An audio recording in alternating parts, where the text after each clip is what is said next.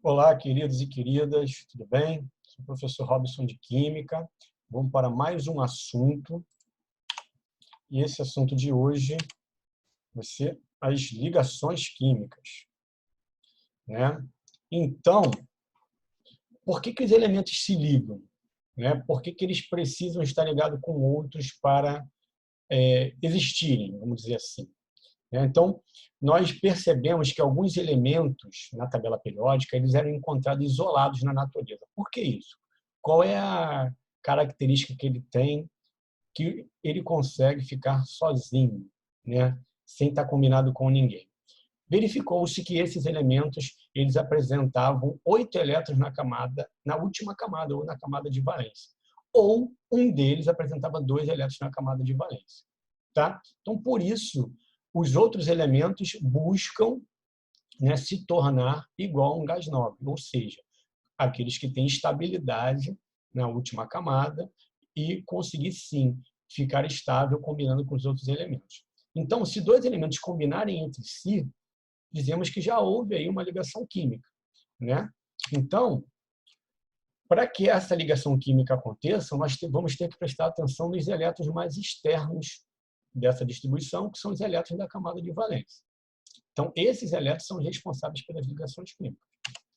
Então, para que ocorra uma ligação química, né, vai ter elemento que vai precisar perder elétron, vai ter elemento que vai precisar ganhar elétron, para que adquirem a estabilidade. Né? Então, vão ter ligações que um elemento vai doar elétron e o outro vai receber, e vai ter elementos que vão dividir os elétrons para que consigam chegar nessa tão sonhada estabilidade igual a dos gases nobres.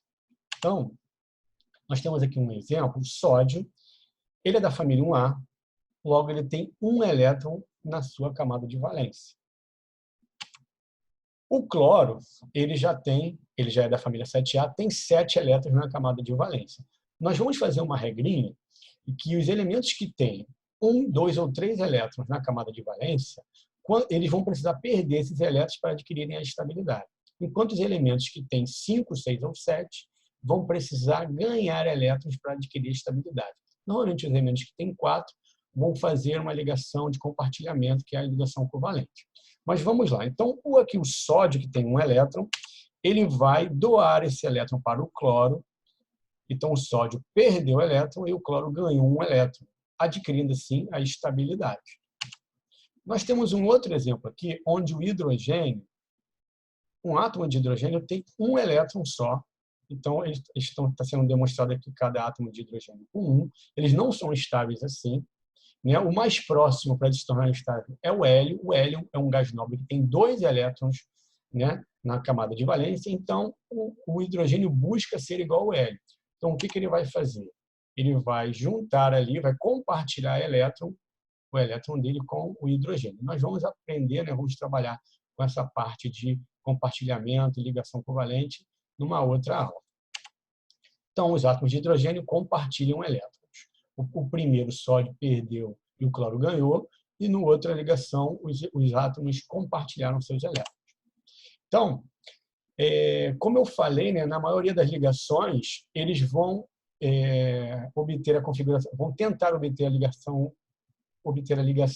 eletrônica semelhante a de um gás nobre, podendo ficar com 2 elétrons igual ao hélio ou com 8 elétrons igual ao restante dos gases nobres.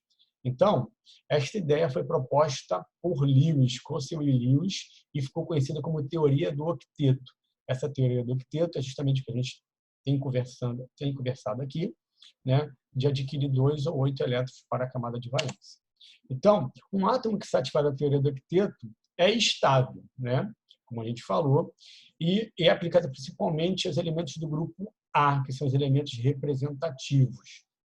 Então, ó, nós temos aqui o hidrogênio, como nós vimos, ele tem número atômico 1, distribuição 1s1, então ele não é estável, porque para ele ficar estável, ele teria que adquirir a estabilidade do hélio, que é o mais próximo dele. O hélio, ele tem 2 elétrons na camada de valência, ele é um gás nobre, ele é estável.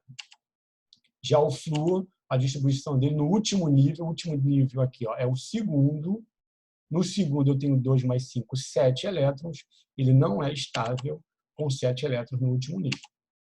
O neônio, que tem 10 elétrons, ele tem, ó, no segundo nível, 8 elétrons. O neônio é outro gás nobre, então ele é estável. O sódio, fazendo a distribuição do sódio, ó, no terceiro nível, que é o nível mais externo, é a camada de valência, ele tem um elétron só. Ele não é estável com um elétron. Então, é instável. Então, ó, como eu já tinha conversado com vocês, na maioria das vezes, os átomos que são os metais da família 1A, 2A e 3A, eles vão querer perder um elétron, 2 elétrons e 3 elétrons. Então, perdem elétron os metais da família 1A, 2A e 3A. Ele perdendo esses elétrons, eles ficam estáveis. E os que recebem elétrons são os elementos que pertencem à família 5A, 6A e 7A. Porque eles ganhando elétrons, eles vão ficar com 8 sendo estáveis assim. Então, nós temos aqui um exemplo. Ó. Os átomos pertencentes à família dos metais alcalinos terrosos e dos halogênios adquirem configuração eletrônica de gases nobres quando, respectivamente, formam íons com números de carga. Então, ele quer saber os elementos da família dos metais alcalinos terrosos e dos halogênios. Alcalinos terrosos são aqueles da família 2A. Se eles são da família 2A, eles têm 2 elétrons na camada de valência. Então, eles precisam perder esses elétrons. Né? E os halogênios são da família 7A. Como nós vimos, né, na apresentação anterior, elementos da família 7A têm 7 elétrons na camada de valência, então eles precisam ganhar um elétron. Então, vamos ver aqui. Alcalinos terrosos, família 2A, perde 2 elétrons, porque tem 2 elétrons na camada de valência. E eles ficam com a carga mais 2. Quem perde elétron fica positivo, como perdeu 2, mais 2. Os halogênios, família 7A, tem 7 elétrons na camada de valência, vão ganhar um elétron e vão ficar com a carga menos 1. Então, a resposta correta é a letra C. Número 2. Um átomo X apresenta 13 prótons e 14 nêutrons. Qual a carga do íon mais estável formada a partir deste átomo? Então, se ele tem 13 prótons, ele tem essa distribuição eletrônica aqui, ó, 1s2, 2s2, 2p6, 3s2, 3p1. Então, no terceiro nível, ele tem 3 elétrons na camada de valência. Então, como a gente falou, se ele tem 1, 2 ou 3 elétrons na camada de valência, ele vai perder esses elétrons. Então, como ele tem 3, ele vai perder 3 elétrons.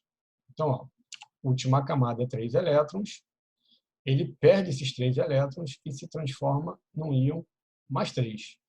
Quem perde elétron fica positivo. Como ele perdeu 3, mais 3. A resposta correta, letra E. Ligação iônica ou eletrovalente. Então, a ligação iônica ocorre devido a uma atração eletrostática entre íons de cargas opostas. Por que isso? Porque na ligação covalente, nós vamos ter que um dos átomos, um dos elementos, vai precisar perder elétron para adquirir estabilidade, enquanto o outro vai precisar ganhar. Então, quem perde elétron fica positivo, e o que ganha elétron fica negativo. Então, positivo com negativo, eles se atraem, por isso a atração eletrostática. Então, nós temos aqui, ó, na ligação iônica, os átomos ligantes apresentam uma grande diferença de eletronegatividade. Uma outra forma da gente identificar rapidamente se a ligação é iônica é quando nós tivermos no composto um metal ligado com um outro ametal. Se tiver um metal e um ametal, a ligação é iônica, porque o metal ele vai sempre querer doar elétron e a metal vai sempre querer ganhar elétron. Então, ligação entre o cloro e o sódio tem número atômico 11, aqui está a distribuição dele, ele vai perder um elétron, porque ele tem um elétron na camada de valência, enquanto o cloro, a distribuição dele está aqui, ele tem 3s2, 3p5, então no terceiro nível ele tem 7 elétrons na camada de valência, logo ele vai receber um elétron. Então, cara, se o sódio quer doar um elétron e o cloro quer receber um elétron, tranquilamente vai acontecer a troca de elétrons, né? Na verdade, o sódio vai doar o seu elétron para o cloro e os dois vão ficar estáveis assim. Então, assim vai ser a fórmula eletrônica da ligação iônica entre o sódio e o cloro. Aqui está. Esse é o nosso cloreto de sódio. Então, um exemplo aqui, ó, a camada mais externa de um elemento X possui 3 elétrons, enquanto a camada mais externa de um elemento Y possui 6 elétrons. Uma provável fórmula de um composto formado por esses elementos é... Então, se X tem 3 elétrons na camada mais externa, ele vai precisar perder esses 3 elétrons. E como Y tem 6 elétrons na camada mais externa, ele vai precisar ganhar 2 elétrons para ficar com 8. Então, vamos ver o que vai acontecer. X, ele perde 3 elétrons e se transforma em X3+. Y, ele vai ganhar 2 elétrons, porque ele tem 6, e vai se transformar em Y-2, ou 2-. Então, eu vou fazer simplesmente uma troca, né? O 2 aqui do Y vai para o X e o 3 do X vai para o Y. Vai acontecer isso aqui, ó, sem precisar colocar carga. Então, nós temos aqui a fórmula mais provável, né? Quando eu combino o X com o Y nessas condições aqui. Ok? Ciso número 2. O composto formado pela combinação do elemento X com o elemento Y provavelmente tem fórmula. Então, eu tenho número atômico de X e número atômico de Y. Eu preciso fazer a distribuição para ver quantos elétrons cada um tem na camada de valência e, a partir daí, prever a fórmula que os dois combinariam. Então, ó, X, nós temos aqui a distribuição eletrônica. Então, nós temos aqui o X com 2 elétrons na última camada. Então, ó, perde 2 elétrons. Já o Y, ele tem, no segundo nível, 7 elétrons na última camada. Ele precisa ganhar 1 elétron e ele fica com essa fórmula. Combinando os dois, olha lá, como eu falei, eu vou trocar esses valores, o 2 vai vir para o Y, 1 vai vir para o X, e eu vou chegar nessa fórmula molecular aí, X1, Y2. Não é necessário que eu coloque 1, não é obrigatório. Então, a resposta é a letra B, XY2. Então, é isso aí, pessoal. Espero que vocês tenham gostado e até a próxima aula.